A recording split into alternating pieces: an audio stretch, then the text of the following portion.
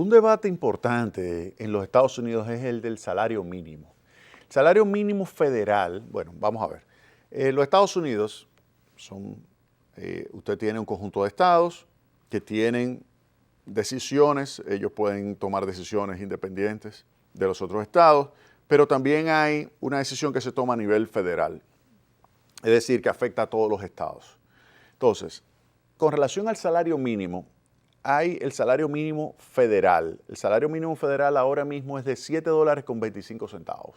$7.25 es el salario federal en los Estados Unidos. Hay estados que tienen diferentes. Usted encuentra, por ejemplo, el de Maryland con $8.75 o el de DC, el de la capital, District of Columbia. Usted tiene $11.50. Y después tiene, por ejemplo, California, $10 si son pequeñas empresas, $10.50 si son grandes empresas, etc. Entonces, ahí usted puede ver que pues, en los diferentes estados usted va a encontrar diferentes niveles. Y la discusión es que hay algunos políticos que desean que suba el salario mínimo en los Estados Unidos a $15. Y la gran pregunta es, ¿cuál va a ser el impacto? Si ustedes se fijan, acá están los estados con el salario federal mínimo, $7.25. Y aquí están los estados, en más azul, los estados con mayores salarios. Fíjense que Arizona, California, Washington son estados con mayores salarios. Y esta parte acá, donde está Nueva York, donde está Connecticut, donde está Richmond, donde está toda esa parte acá, lo que era Nueva Inglaterra, ahí, pues Maine, Minnesota, toda esta parte acá tienen mayores salarios. Están salarios por encima de los $10. La Florida, usted observa que está entre $8 y $9. Pero después hay toda una franja, fíjense acá, fíjense todos estos estados. Fíjense todos estos estados, esto es el salario mínimo federal, o sea, Texas, Oklahoma, Kansas, Wyoming, Utah, Idaho, North Dakota, Wisconsin, Indianapolis, Kentucky, Tennessee, las Carolinas, tanto la Carolina del Norte como South Carolina, Georgia, Alabama, Mississippi, todo eso tiene Luisiana, todo eso tienen el salario mínimo federal. ¿Eso qué significa? Que una subida a $15 impactaría principalmente a esas zonas porque estarían incrementándoles significativamente lo que es el costo a las empresas de emplear. Y aquí viene el punto. ¿Quién paga, por ejemplo, el $7.25? Generalmente son los restaurantes de comida rápida.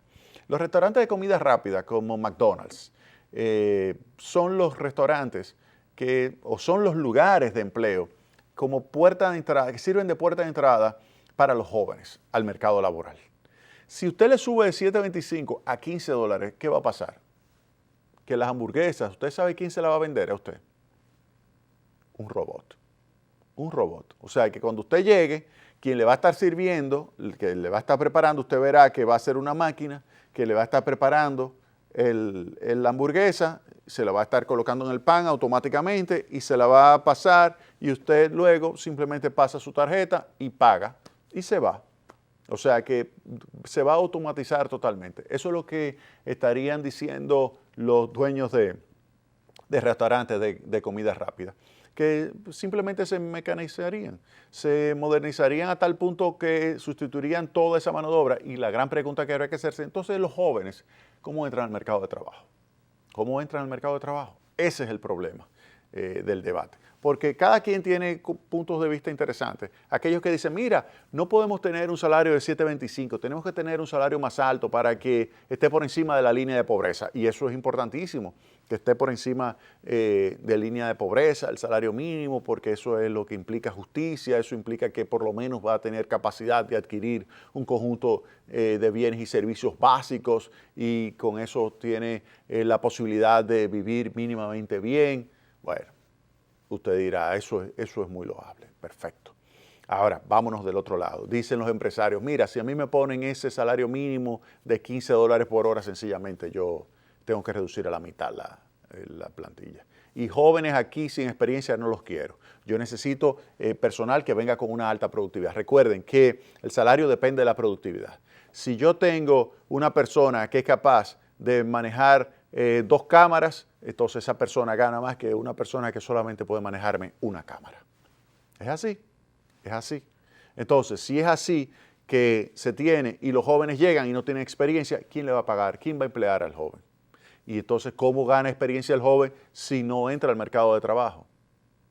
Ese es un problema. Entonces, ahí tenemos las 2 posiciones en los Estados Unidos. Por una parte, los que quieren ese incremento de 7.25 hasta 15, que obviamente si usted tiene ya un salario mínimo estatal de $10, como en California, pasar de $10 a 15 sería un 50%, pero de 7.25 a 15, oigan bien, de 7.25 a 15 es duplicar eso.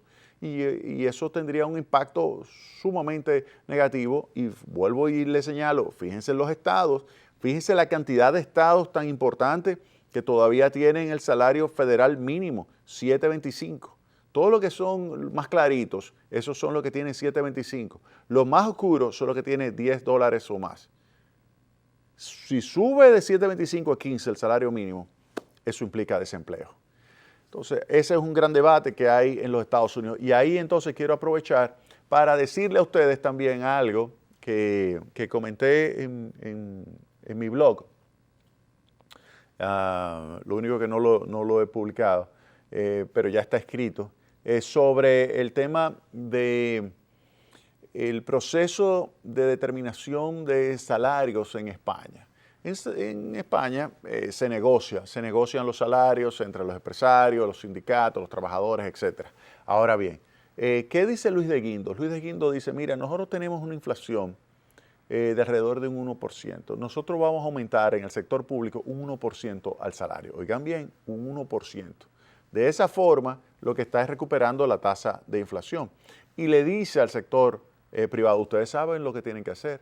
O sea, no pueden venir aquí a tratar de negociar unos salarios excesivos. Cuando hablo del sector privado, del sector tanto empleador como los sindicatos, no se pueden venir a tratar de negociar unos incrementos excesivos porque perdería capacidad competitiva España. Recuerden que España se está recuperando a través de ¿qué?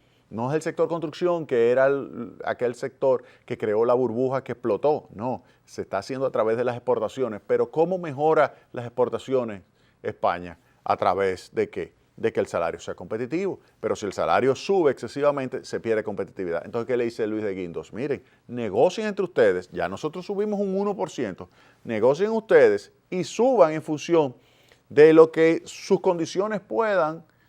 Tomen en consideración la competitividad y el mensaje que le está dando, óigame, mucho cuidado con venir con incrementos excesivos o solicitudes excesivas, porque los sindicatos siempre piden, los sindicatos siempre solicitan, pero el sector privado es el que dice, bueno, pero hasta aquí que yo puedo llegar, porque si me sube 10% en España, por ejemplo, pues pierdo competitividad y si perdí esa competitividad, el empuje que está teniendo la economía española dentro de la zona euro y que fue logrado por el aumento de la competitividad registrado en los últimos años, pues se perdería.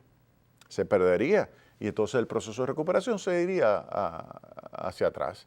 En vez de comenzar a acelerar su ritmo de crecimiento, comenzaría a desacelerarse. Y eso perjudicaría recuerden, el desempleo llegó en España a 26-27%. Ahora está en 16.6%. 16.6%. Y es una de las economías que más crece ahora mismo en la zona euro, España. Recuerden, ustedes lo recuerdan acá, que yo se lo decía, esas reformas estructurales que está implementando el gobierno de Rajoy, óigame, que muchísimos lo critican, le dicen que es el gobierno más corrupto, pero fuera de todo eso, yo me concentro en la parte de las reformas,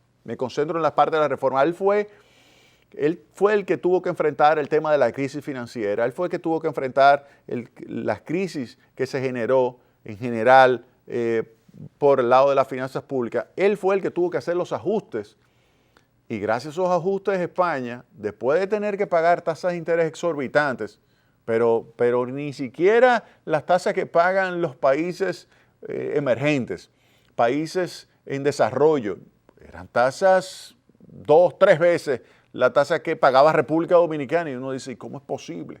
Bueno, que el mercado lo estaba castigando a España. Sin embargo, con todas esas reformas, logró reducir, ya va en 10 puntos porcentuales la tasa de desocupación que reduce España, que sigue siendo alta, altísima, 16.6%.